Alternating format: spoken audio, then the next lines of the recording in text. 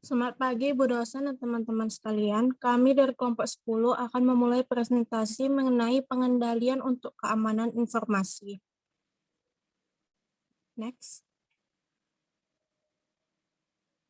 Kami dari kelompok 10 beranggotakan Ersa Putri, Fairuza, dan Venita.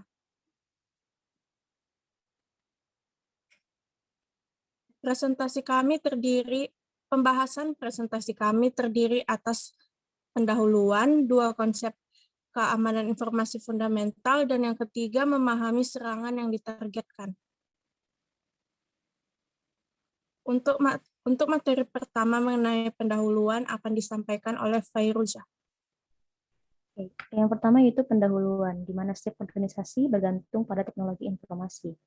Manajemen menginginkan adanya jaminan informasi yang dihasilkan oleh sistem akuntansi dengan reliable. Manajemen juga menginginkan adanya jaminan organisasi yang patuh dengan aturan. Trust Service Framework mengatur pengendalian TI menjadi 5 prinsip. Yang pertama yaitu keamanan atau security, yaitu akses fisik atau logis terhadap sistem dan data di dalamnya dikendalikan serta terbatas untuk pengguna yang sah. Yang kedua yaitu kerahasiaan atau confidentiality, yaitu informasi keorganisasian yang sensitif terlindungi dari pengungkapan tanpa izin. Yang ketiga yaitu privacy, yaitu informasi pribadi tentang pelanggan, pegawai, pemasok, atau rekan kerja yang hanya dikumpulkan, digunakan, diungkapkan, dan dikelola sesuai kepatuhan terhadap kebijakan internal dan persyaratan peraturan eksternal serta terlindungi dari pengungkapan tanpa izin. Yang keempat yaitu processing integrity, yaitu data diproses secara akurat, lengkap, tepat waktu, dan hanya dengan otorisasi yang sesuai. Lalu yang kelima yaitu availability atau ketersediaan, yaitu sistem dan informasinya tersedia untuk memenuhi kewajiban operasional dan kontraktual. Merupakan landasan keandalan sistem dan diperlukan untuk mencapai prinsip lainnya. Akses sistem prosedur keamanan informasi membatasi hanya untuk pengguna terotorisasi saja. Prosedur keamanan informasi melindungi integritas informasi dengan mencegah terjadinya transaksi tanpa izin dan mengubah data tanpa izin. Prosedur ini juga memberikan perlindungan terhadap berbagai serangan, termasuk virus dan worm.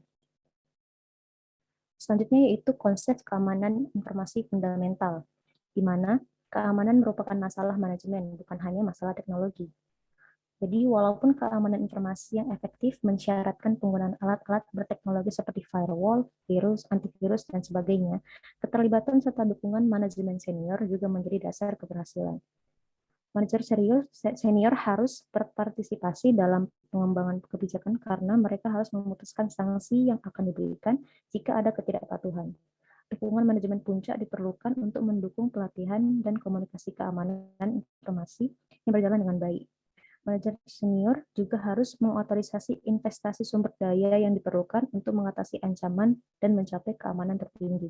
Manajemen harus membuat perubahan terhadap kebijakan keamanan informasi untuk mendukung strategi bisnisnya secara konsisten dengan kebutuhan risiko manajemen. Terima kasih, saya kembalikan kepada moderator. Untuk pembahasan selanjutnya akan disampaikan oleh Venita. Pada Venita dipersilakan. Baik, terima kasih. Lanjut konsep yang kedua yaitu defense in depth dan model keamanan informasi berbasis waktu, di mana gagasan dari defense in depth ini merupakan penggunaan berbagai lapisan pengendalian untuk menghindari satu poin kegagalan, di mana defense in depth ini secara khusus melibatkan penggunaan sebuah kombinasi dari pengendalian preventif, detektif, dan korektif.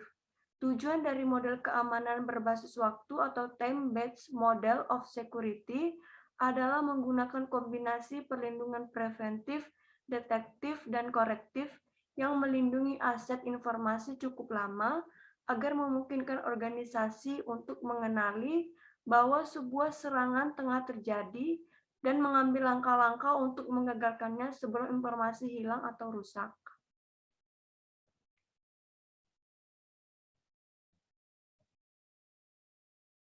Selanjutnya, materi yang ketiga yaitu memahami serangan yang ditargetkan.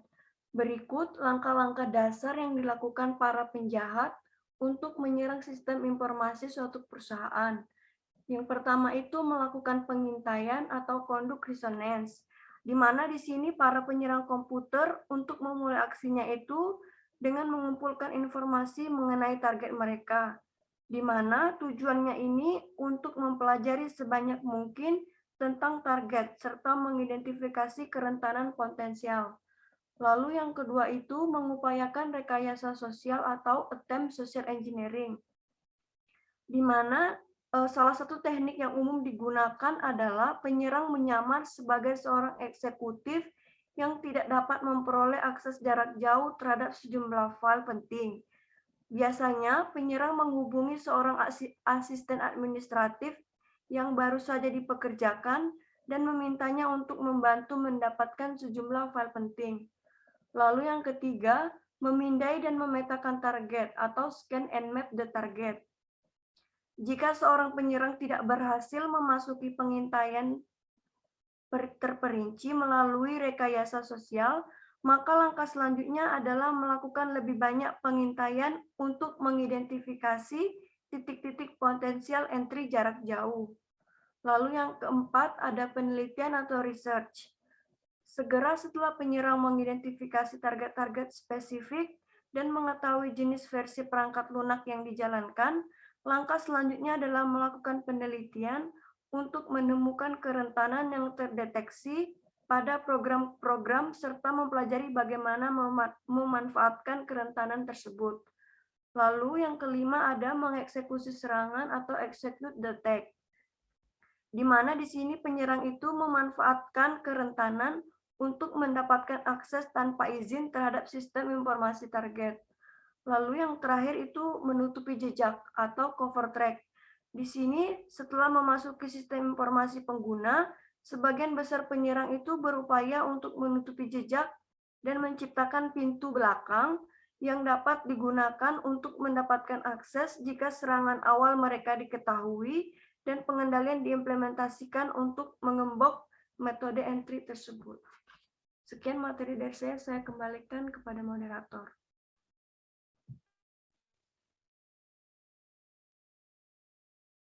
Sekian presentasi dari kelompok kami. Jika ada pertanyaan, dapat meninggalkan pertanyaan di kolom komentar. Mohon maaf jika terdapat kesalahan dalam penyampaian materi. Terima kasih atas waktunya.